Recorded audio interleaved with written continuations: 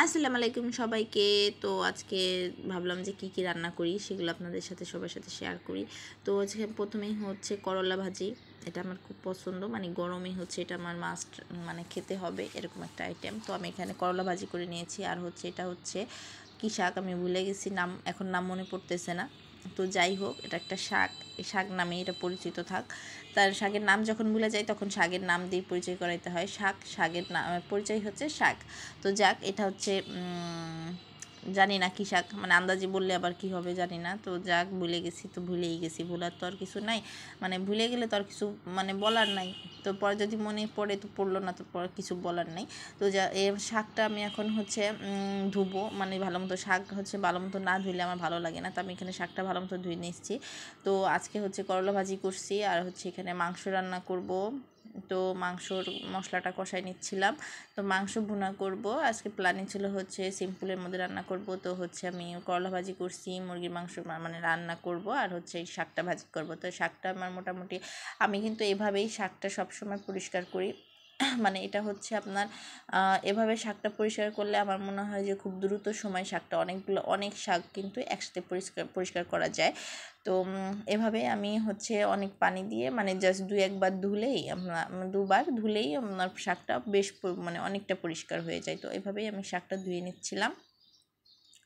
তো শাকটা ধুয়ে শাকটা হচ্ছে আমি কেটে নেব, কুচি কুচি করে কেটে এটা রান্না করলে ভালো হবে। যদি এভাবে আস্তে আস্তে দিই তাহলে সেক্ষেত্রে হয়তো ভালো লাগবে না, বা মানে সিদ্ধ হবে না সহজে হয়তো।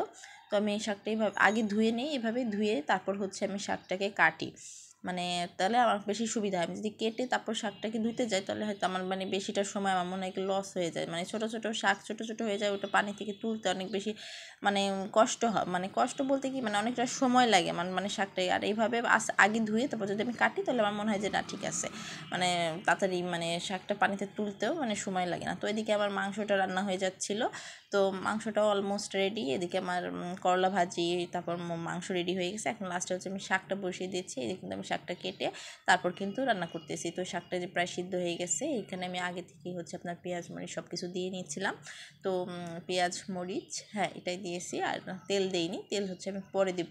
তো তো এটা আমি আগে সিদ্ধ করে নিলাম, পেঁয়াজ মরিচ হলুদ লবণ মানে যেগুলো দরকার সেগুলো দিয়ে। পরে হচ্ছে এটা আমি আগে তেলে একটু রসুন কুচি করে নিচ্ছি, মানে পুড়িয়ে নিয়ে, মানে যেহেতু এটা বাগার দিব তো দিয়ে বাগারের মতো দিয়ে তারপর হচ্ছে আমি শাকটা এর ভিতরে দিয়ে দিচ্ছিলাম। তো এই যে হচ্ছে আমার হচ্ছে শাকটাও হয়ে গেছে, মানে শাকটা এখন বাগার দিয়ে শাকটাও প্রপার রেডি। মানে এখন জাস্ট একটু আমি যে ভিতরে এক্সট্রা পানিটা আছে শাকের ভিতরে, সেই পানিটা আমি এখন একটু শুকিয়ে নিব, মানে একটু মানে পানিটা যাতে না থাকে সেই পর্যন্ত একটু ওয়েট করব, সেই পর্যন্ত চুলায় একটু নাড়ানাড়ি করব যাতে পানিটা শুকিয়ে যায়। তো এই ছিল হচ্ছে আমার সারাদিনের আজকের রান্না বান্না। তো আজকে এইভাবেই মানে এইটুকুই রান্না করেছি, মানে শাক ভাজি করেছি, করলা ভাজি করেছি, আর মাংস রান্না করেছি। মানে যত তাড়াতাড়ি, মানে এই গরমে মানে সবসময় মনে হয় যে কখন রান্নাঘরে যাব এবং কখন রান্নাঘর থেকে আসতে পারবো। মানে রান্নাঘরে যাওয়ার আগে চিন্তা করি যে কতক্ষণে রান্না শেষ করব, কতক্ষণে মানে রান্নাঘর থেকে বেরোবো। মানে এটাই হচ্ছে আমার এখন রুটিন হয়ে গেছে।